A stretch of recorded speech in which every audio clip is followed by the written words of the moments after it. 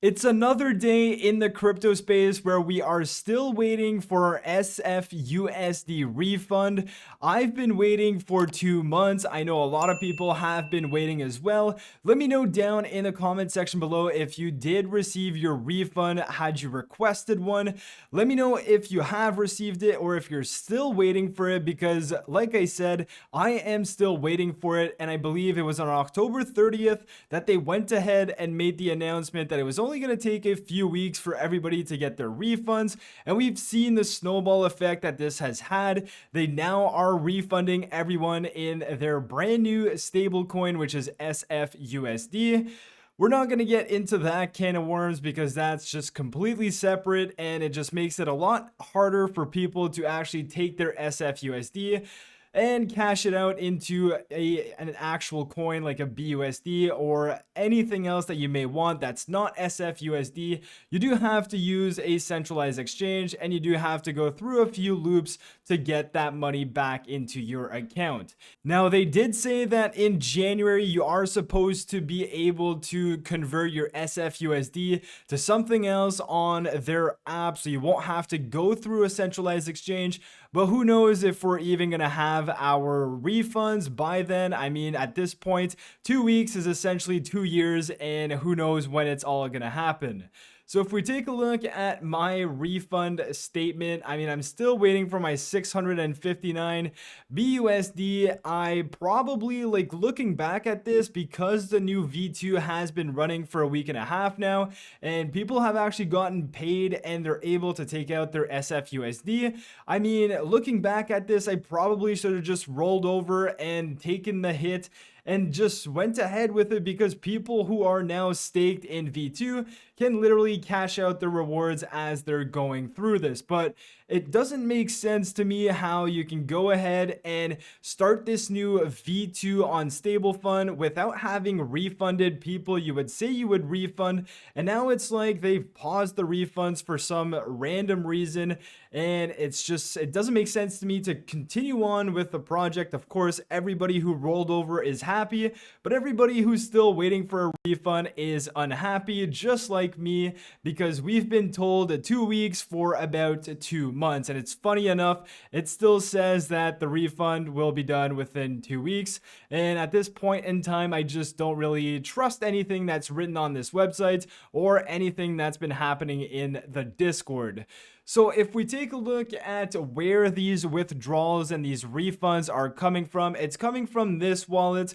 And as we can see, there's literally nothing that's been happening for the last 2 days. There is a transfer here 9 hours ago, but again, we can see that the majority of the refunds have stopped about 2 days and 9 hours ago, and there's literally about nothing in this wallet. So not too sure what's going on. And if we go on to their Discord and we go take a look at their announcements, they literally said yesterday that the refunds will resume in a far greater number than before from tomorrow. Today we have the rewards payout and busy with that. Tomorrow onwards, refunds will pick up speed. And like I just showed you, nothing has been happening for today. Now, again, it just boggles my mind how they are focusing on getting these V2 rewards out before actually paying out all of the refunds that they've said they would pay out 2 months ago, and we're still waiting on that. But they're focusing on something that they're continuing doing without actually taking any sort of steps to pay out people who are still waiting for their refunds and just want to get out of this project. I guess maybe because people who are rolled over and getting these rewards believe in Stablefund, but people who are getting refunds just want to take out their money. And if too many refunds are happening, maybe SFUSD unpegs. Again, who really knows? I'm just speculating at this point, but it's absurd to me that they're doing this announcement and then next thing you know, nothing has happened throughout the day today. And it just kind of pisses me off, because I know most of you, like me, have still been waiting for their refunds. So if we go on and we take a look at how much money is actually staked into SFUSD V2 or Stablefund V2, it's quite funny because it says there's $68 million here, but keep in mind that the only reason there's $68 million is because SFUSD is pegged to the US dollar 1-to-1, but is there sufficient liquidity for that 68 million to come out? Probably not, so take this number with a grain of salt. Now, if we take a look at the refund wallet and we put it into this famous tool, the bitquery.io, I love this tool. You can kind of see what happens with the money from these wallets. And if we take a look at this wallet ending in EFB, this is the same wallet that has been giving out refunds over the last few days and weeks.